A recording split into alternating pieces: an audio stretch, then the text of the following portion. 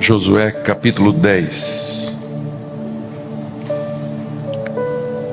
Nós temos aqui o relato de como Deus deu a vitória ao seu povo com relação ou sobre uma coligação de 5 reis dos amorreus que habitavam a região sul da Palestina, de Canaã, e como Deus de maneira poderosa atuou em favor do seu povo.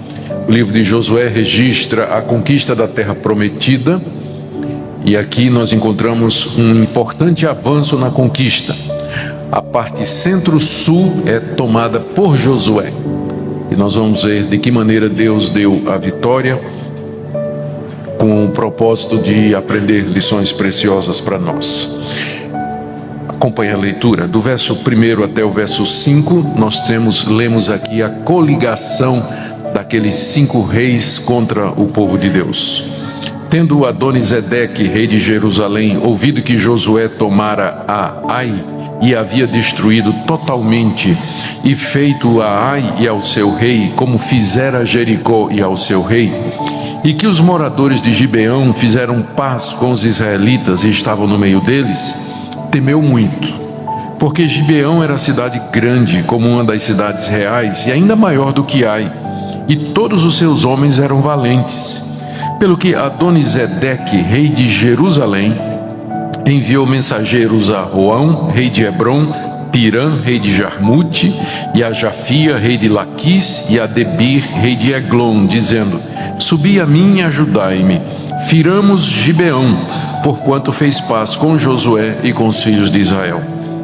Então se ajuntaram e subiram 5 reis dos amorreus, o rei de Jerusalém, o rei de Hebron, o rei de Jarmute, o rei de Laquis e o rei de Eglon, eles e todas as suas tropas, e se acamparam junto a Gibeão e pelejaram contra ela.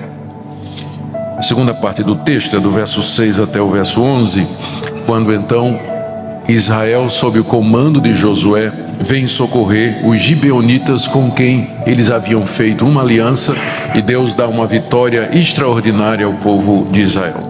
Verso 6: os homens de Gibeão mandaram dizer a Josué no arraial de Gilgal: não retires as tuas mãos de teus servos, sobe apressadamente a nós e livra-nos e ajuda-nos, pois todos os reis dos amorreus que habitam nas montanhas se ajuntaram contra nós.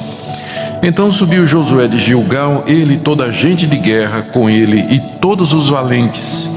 E disse o Senhor a Josué: não os temas, porque nas tuas mãos os entreguei, nenhum deles te poderá resistir. Josué lhes sobreveio de repente, porque toda a noite veio subindo desde Gilgal.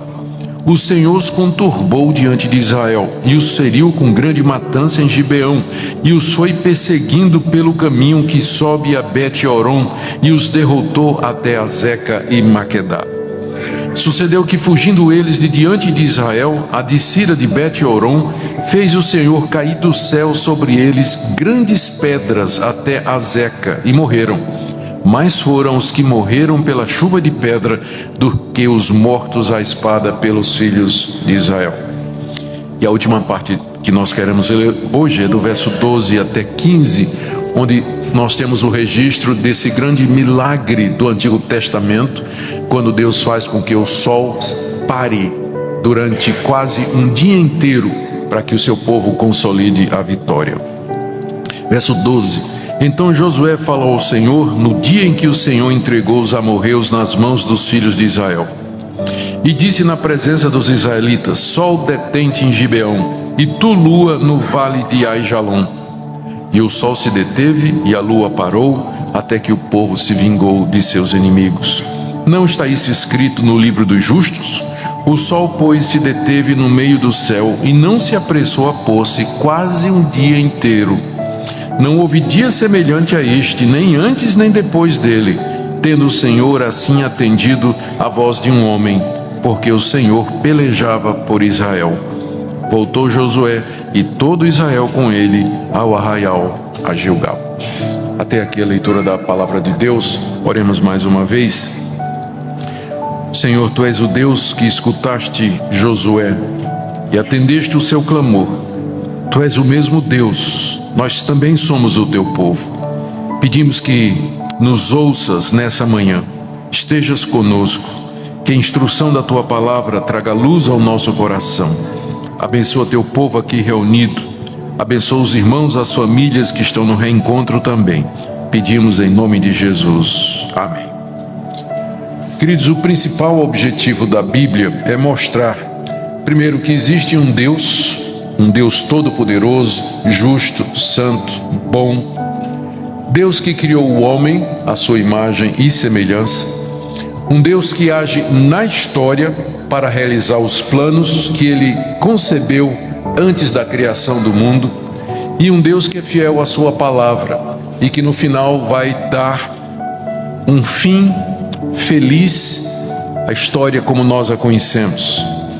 A Bíblia é o registro dos atos interventores de Deus na história. Ela registra essas ações de Deus feitas no passado em prol do seu povo e para realizar os seus planos. É isso que a Bíblia é. Por isso que eu não gosto muito daquelas caixinhas de promessa.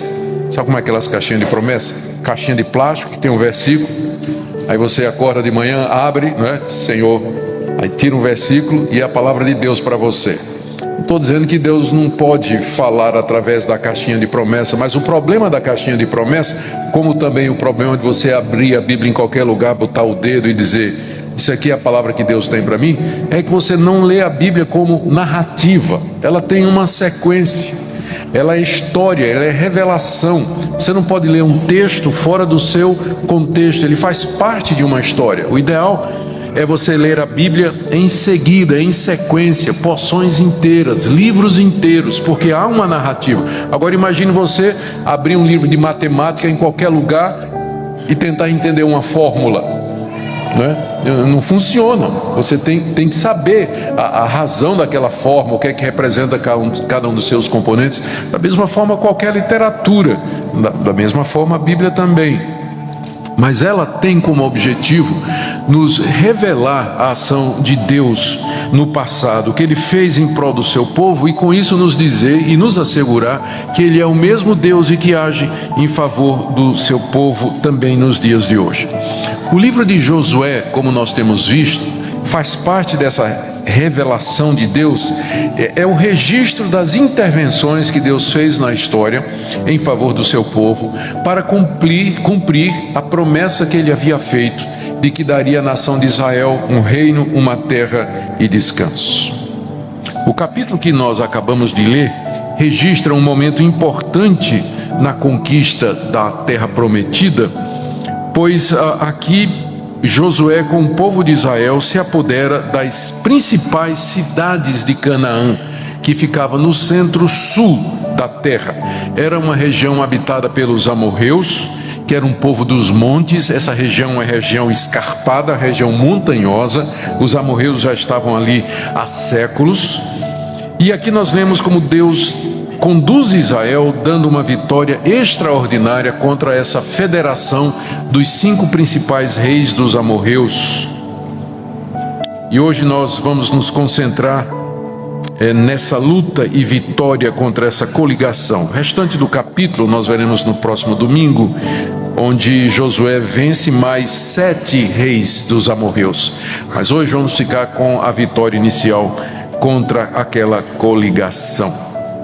Vocês se recordam que no capítulo anterior, Josué faz um acordo com os gibeonitas. Os gibeonitas foram espertos, fingiram que era um povo de longe, mas estava a 30 quilômetros de Israel. Eles faziam parte dos amorreus. Quando eles viram que Israel ia ganhar a guerra, então eles se fingiram embaixadores de uma terra distante e fizeram uma aliança com o povo, uma aliança de paz. E quando descobriram que os gibeonitas eram amorreus que estavam ali próximos, a aliança já tinha sido feita.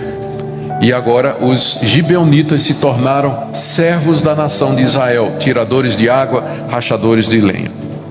E o episódio tem a ver exatamente com eles. Do verso 1 até o verso 5, como nós lemos, esse rei Adonisedeque organiza um exército para atacar os gibeonitas.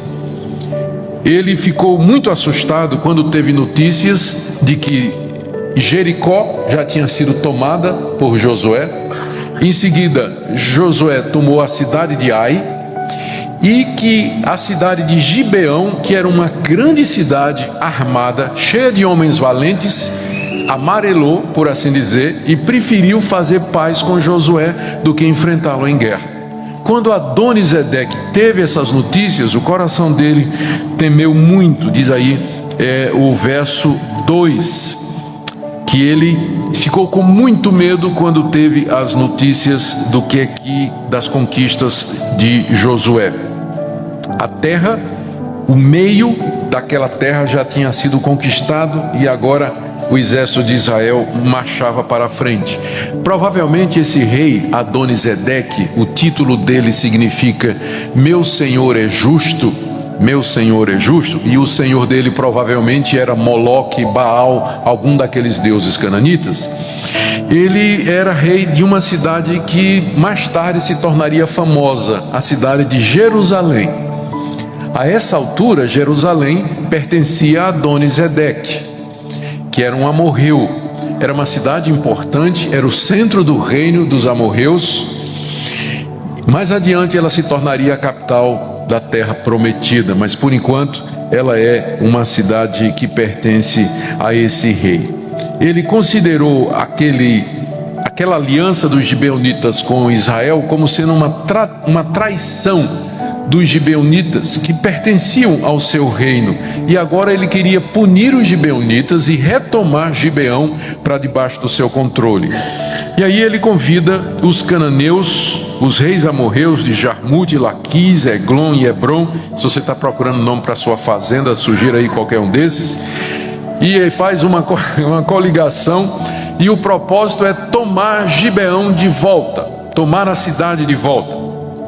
E aí eles se organizam e cercam Gibeão, como diz aí o verso 5, final do verso 5, eles se acamparam junto a Gibeão e pelejaram contra ela. A essa altura, Josué estava com o seu exército a 32 quilômetros para baixo, em Gilgal, que era o acampamento deles. Os gibeonitas então, e aí temos o verso 6 até o verso 11, eles pedem socorro a Josué. Verso 6, os homens de Gibeão mandaram dizer a Josué: não retires as tuas mãos, sobe a nós, livra-nos, ajuda-nos, porque os reis dos amorreus que habitam nas montanhas se ajuntaram contra nós. Eles pediram ajuda a Josué. Eles estavam a 32 quilômetros montanha acima, no centro da terra. Deus então aparece a Josué. Josué se organiza, verso 7, porque tinha feito um pacto, com Gibeão. Ele foi como que enganado nessa aliança, mas a aliança estava valendo. Então ele reúne os homens valentes, gente de guerra, e ele parte, começa a marcha para socorrer a cidade de Gibeão. E no verso 8, Deus aparece a Josué e diz: não os temas. E tinha razão para temer. Eram 5 reis, eram 5 exércitos. Essa foi a principal campanha que tomou o centro da terra prometida mais para o sul. Então era uma guerra feia, por assim dizer. Deus então aparece a Josué e diz: não os temas, porque nas tuas mãos os entreguei, nenhum deles te poderá resistir. E Deus então comanda diretamente o assalto contra os amorreus. Deus determina a vitória, encoraja Josué, e diz aí o verso 9, que Josué lhes veio de repente, porque toda noite ele veio subindo de Gilgal, 32 quilômetros, noite afora. Eles vararam a noite marchando, subindo as montanhas para socorrer Gibeão. Os amorreus não estavam esperando isso, não esperava que viesse esse socorro tão rápido, mas assim aconteceu. Agora eu queria que você notasse o verso 10. O verso 10 diz que o Senhor os conturbou diante de Israel. Ou seja, Deus de alguma forma perturbou o espírito daqueles soldados amorreus, os confundiu talvez com o elemento da surpresa. Quando o dia estava raiando, de repente eles estão cercados pelos exércitos israelitas, e aí a confusão fica no meio do arraial amorreu. Eles ficam sem saber o que fazer, não estavam contando com isso. E diz aí o verso 10 que Deus os feriu com grande matança. O que é interessante é que quem feriu os amorreus naturalmente foram os judeus, foram os israelitas, mas o texto diz que foi Deus. O texto continua no singular, ó. Deus os feriu, Deus os perseguiu pelo caminho que sobe a Bet-horon, e Deus os derrotou.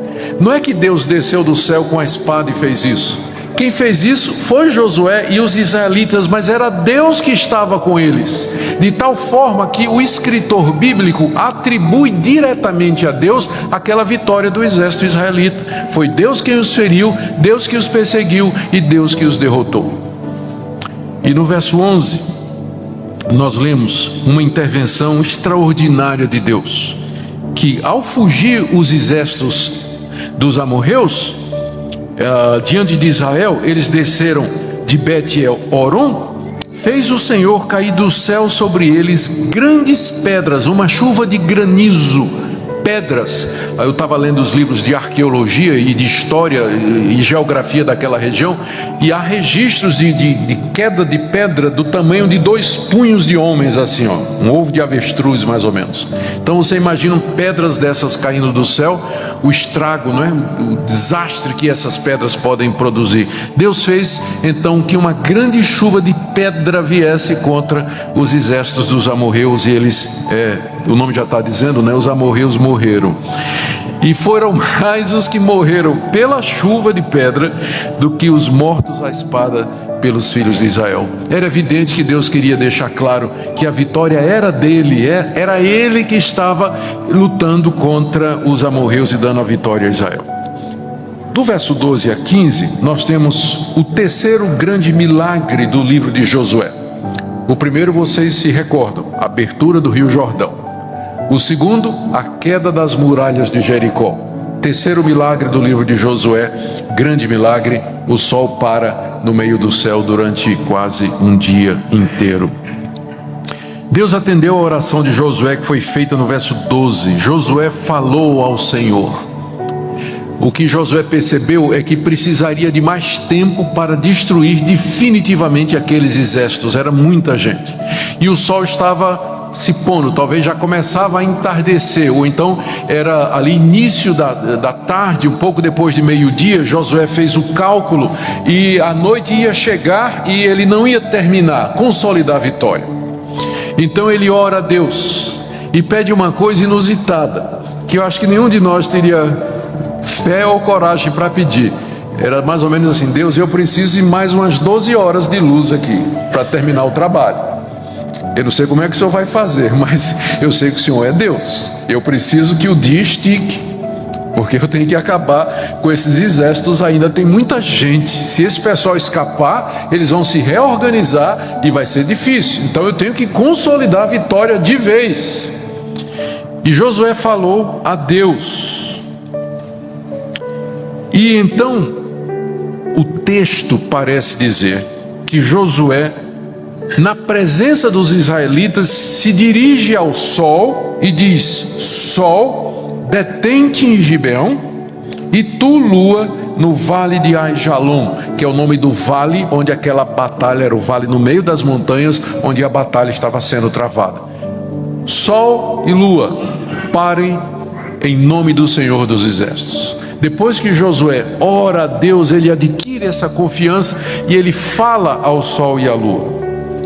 E diz o verso 13 que o sol se deteve e a lua parou até que o povo se vingou dos seus inimigos, que é uma expressão bíblica para dizer até que o povo conquistou aqueles exércitos e os matou completamente. Está dito aí no verso, ainda no final do verso 13, que isso está escrito num outro livro. Esse milagre está escrito no livro dos justos. Nós não temos esse livro, nós não sabemos que livro é esse, mas ele é mencionado outra vez no segundo livro de Samuel, capítulo 1, verso 18. Talvez fosse uma crônica das guerras de Israel, a biografia dos valentes do povo de Deus. Mas ele tinha registro, é como se o autor sabendo que poderia parecer incrível isso, né? Ele dissesse: olha, não sou eu só que estou registrando, não. Já tem registro em outros livros também desse milagre extraordinário que aconteceu naquele dia. Diz o final do verso 13: e o sol se deteve no meio do céu e não se apressou a pôr-se quase um dia inteiro. E no verso 14: não houve um dia semelhante a esse, nem antes nem depois, em que Deus ouviu a voz de um homem. E ele dá razão, porque o Senhor pelejava por Israel. Queridos, esse texto, ele tem sido motivo de grande polêmica no meio do povo de Deus quanto à sua interpretação, e também usado pelos inimigos de Deus, da igreja, como uma daquelas ocasiões em que a Bíblia registra um erro. Eles dizem: é claro que isso aqui é um erro, nunca aconteceu, né? Eles vão dizer: claro, isso aqui é invenção. E além do mais, que absurdo, né? Dizer que o sol parou. Todo mundo sabe que não é o sol que se mexe, é a terra, né? É a terra que gira e não o sol. Então a visão que você tem aqui é uma visão não científica. Então você não pode acreditar num livro com essa visão tão antiga de que a terra estava parada e que o sol girava em torno dela e a lua girava em torno dela. A lua até que vai, né? Mas o sol, então as pessoas costumam usar isso. O seu professor na universidade, se ele conhece um pouquinho de Bíblia, com certeza ele vai dizer: a linguagem da Bíblia reflete a sua imprecisão científica. Mas a resposta que a gente dá para isso é que até o dia de hoje, esses cientistas, eles dizem: olha, o sol nasceu. Não é a linguagem coloquial que nós dizemos: o sol nasceu, o sol se pôs. Ninguém usa a linguagem científica no dia a dia. O que a gente usa é a linguagem da observação. Para quem está na terra, o sol se move sim. Então a Bíblia não é um livro científico, ela não se propõe a dar detalhes de como funcionam os fenômenos físicos e naturais. Ela se refere a esses fenômenos do ponto de vista do observador. Para quem está na terra, o sol se move. E a lua também, evidentemente. Então ela não se preocupa em dar detalhes científicos, né? Eu estava vendo apareceu um desses memes na internet recentemente, alguém dizendo assim: então você não acredita na Bíblia porque ela foi escrita por homens, mas os seus livros de ciência foram escritos por quem? Macacos? Interessante isso aí, porque são dois critérios, né? Eu não posso acreditar na Bíblia porque foi escrita por homens, mas quem escreveu o seu livro de biologia? Ou seu livro de ciência? Então, com esse tipo de argumentação, as pessoas levantam contra os registros bíblicos, né?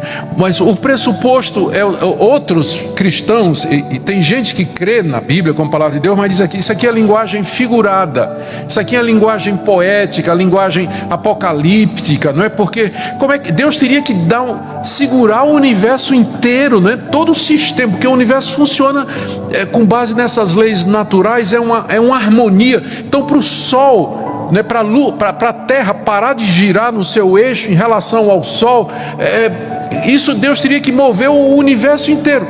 E qual é o problema?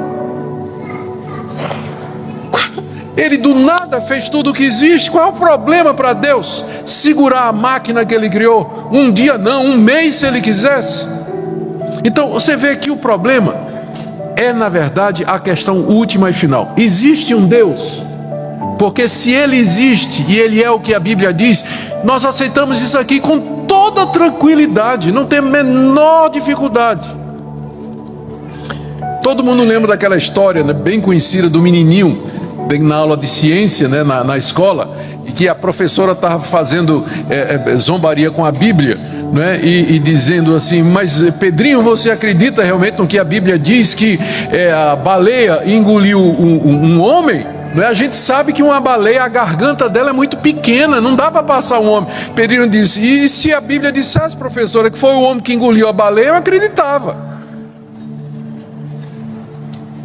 Porque a pergunta final sempre é essa: existe um Deus, Criador dos céus e da terra, Esse Deus que a Bíblia diz que no princípio, do nada, pela sua palavra, criou todas as coisas. Se existe Deus, então todos os milagres da Bíblia são possíveis. Transformar água em vinho, andar sobre as águas, parar o sol, derrubar muralhas, abrir o mar, nada é impossível. O ponto final sempre é esse: você crê de fato que existe um Deus, que é autor, consumador da vida, que é o Criador de todas as coisas, porque uma vez que você diz sim, então segue-se que você não pode ter nenhum problema com os relatos miraculosos da Bíblia, porque se Ele é o que Ele é e fez o que fez na criação do mundo, nada lhe é impossível. Então nós não temos dificuldade nenhuma em aceitar esse registro como sendo um registro histórico. De fato aconteceu, não teve um dia semelhante a esse em que Deus atendeu ao desejo, ao pedido de um homem. Por quê? Porque ele lutava pelo seu povo, é o que o texto nos diz. No final do texto, no verso 15, está dizendo então, consolidada a vitória, Josué volta para Gilgal com o povo. Gente, qual a finalidade desse registro? Por que essa parte está na Bíblia?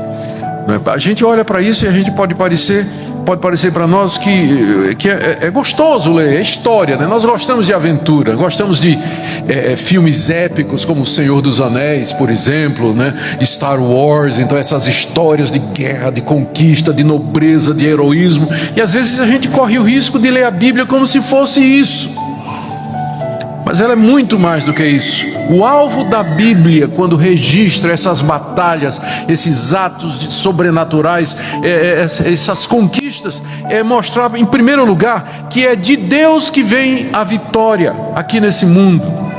É Deus quem deu vitória à nação de Israel. Isso fica muito claro. Verso 8, nas tuas mãos o entregarei. Verso 10, o Senhor os conturbou. Verso 11, o Senhor fez cair dos céus grandes pedras.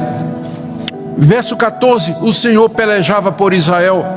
O alvo da Bíblia é mostrar que todas as conquistas, todas as vitórias do povo de Deus vêm dele. A vitória da batalha, na verdade, é do Senhor. Segunda coisa, textos como esse no livro de Josué tem como objetivo dizer que a terra foi uma dádiva de Deus para o povo. Não foi o povo que conquistou pela sua própria força, mas Deus estava dando a terra prometida como presente, como dádiva à nação de Israel, para que eles pudessem louvar a Deus, agradecer a Deus e lembrar da fidelidade de Deus em cumprir as promessas feitas a Abraão, Isaque e Jacó. Terceiro, o objetivo de textos como esse e outros na Bíblia é mostrar a superioridade de Deus aos deuses pagãos, porque esses povos tinham deuses. Eles adoravam a Moloque, adoravam a Baal, adoravam a Astarote, Milcom, Renfã. Tem uma lista enorme de deuses. E eles clamavam a estes deuses, eles sacrificavam estes deuses. O Adonisedeque não foi para a batalha sem antes invocar o Deus dele e dizer: livra-me dos israelitas, dá-me vitória sobre Josué. Então no fim era uma guerra de deuses. Quem é o Deus mais poderoso? E o Deus mais poderoso é o único Deus que existe, porque os outros são invenções humanas. Ele, como que dizer assim, esmagou todos os outros deuses, porque ele fez coisas que os outros deuses não faziam. Parar o sol, fazer pedra cair do céu no meio da batalha contra os inimigos. Quem é como esse Deus? Então o texto visa mostrar que só há um Deus, o Deus verdadeiro, que se revela na Escritura e que tem uma aliança com seu povo. Também o texto quer mostrar a fidelidade de Deus para com as alianças que são feitas. Primeiro, porque ele socorreu o seu povo, e segundo, porque essa guerra aqui foi por conta da aliança que tinha sido feita entre Israel e Gibeão, que nós lemos no capítulo 9. Foi uma aliança que foi feita de forma enganosa, mas ela valeu porque feita em nome de Deus. E agora Israel cumpre os termos da aliança e, como parte mais forte, sai em socorro da parte mais fraca, mostrando que Deus ama a fidelidade e Deus leva a sério os acordos e as alianças feitas no seu nome.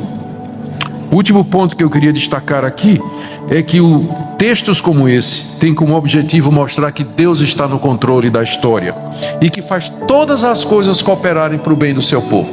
Pense comigo, no capítulo anterior, chega esse povo Gibeão, engana Israel, faz uma aliança com Israel que não era para fazer.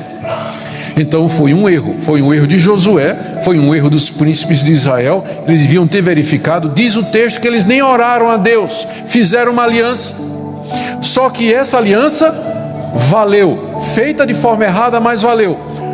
Foi um erro de Israel, mas foi graças a esse erro, em outras palavras, que os reis cananeus ficaram revoltados e provocaram a guerra no centro da terra. E Deus acabou transformando aquele erro de Josué, fazer aliança com aquele povo, no motivo para que ele ganhasse a guerra contra os reis dos amorreus e tomou toda aquela região do centro. Deus transformando em bênção o nosso erro. Quando nós reconhecemos, como Israel tinha feito, nós erramos, mas nós vamos manter a nossa palavra. Deus que transforma nossos erros e nossas falhas em bênção e misericórdia. O estratagema dos gibeonitas provocou o ataque da confederação dos amorreus, que em resultado deu vitória. Eu termino com algumas aplicações para nós hoje, queridos. Primeiro, com relação à gratidão. Nós às vezes nós costumamos viver como se o nosso poder, a nossa força, a nossa inteligência, a nossa capacidade são a causa de nós termos chegado até onde nós chegamos, de termos o que temos, de sermos o que somos. Nós com frequência superestimamos o nosso poder e a nossa capacidade, e nós esquecemos de ver que tudo que nós temos vem de Deus. A saúde vem de Deus, o privilégio de ter nascido numa família que lhe educou, lhe colocou numa boa escola, vem de Deus. O privilégio de ter pais que guiaram você e ajudaram você, veio de Deus. Apesar de você ter nascido num lar complicado, ter tido uma vida humilde, um começo humilde, mas Deus levantou pessoas que guiaram você, abençoaram você, tudo isso veio de Deus. Todos nós deveríamos, diante de textos como esse, dizer a Deus: Senhor, a semelhança do que acontece aqui, toda vitória, toda coisa boa vem do Senhor, toda boa dádiva e todo dom perfeito vem do Senhor. Eu quero viver uma vida de gratidão e reconhecimento diante de Ti.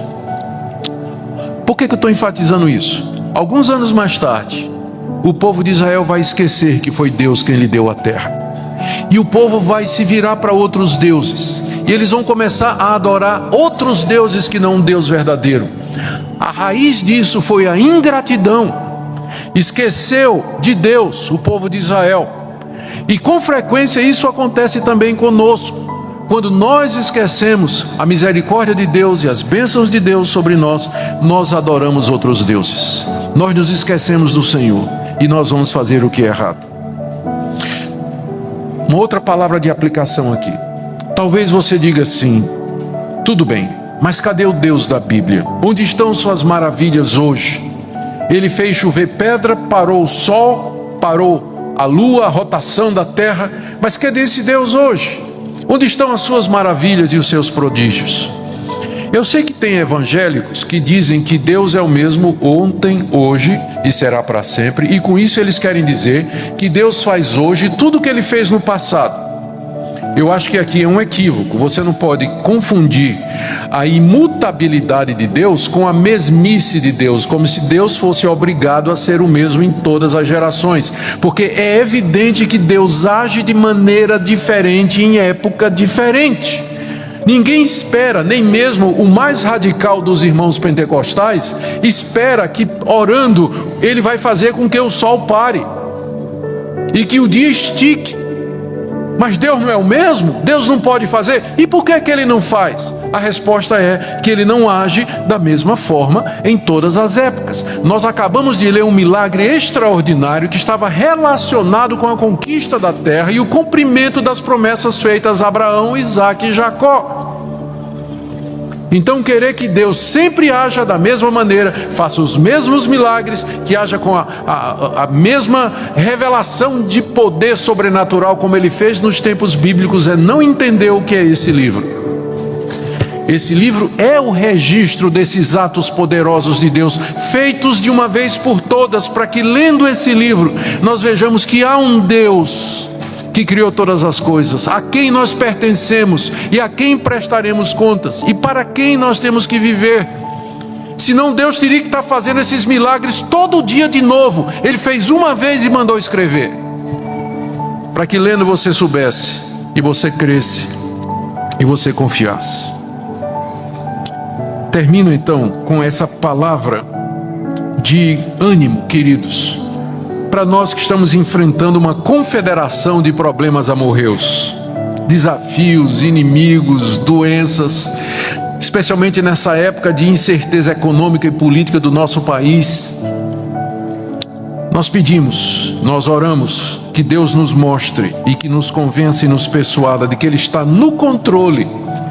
Deus está no controle. Pode parecer às vezes que não há governo, que não há controle na situação do Brasil, mas nós sabemos diferente, nós sabemos melhor do que isso, que há um Deus que está no controle, não somente dessa nação, mas do mundo inteiro, e Ele faz com que todas as coisas cooperem para o bem do seu povo. Você tem que confiar nisso, porque é para isso que a Bíblia foi escrita, para mostrar que há um Deus que age em favor do seu povo, um Deus que está no controle, que já nos deu o seu Filho Jesus Cristo, que morreu pelos nossos pecados, para que nós pudéssemos ter acesso a Ele, perdão e finalmente herdar a vida eterna. O mesmo Deus que deu essa terra para os israelitas é o mesmo Deus que nos dará a vida eterna, o mundo vindouro que se aproxima e se aproxima rapidamente.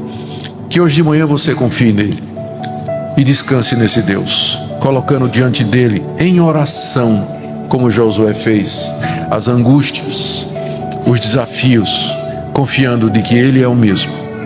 Ele ouve a oração do seu povo na mediação de Jesus Cristo. Amém.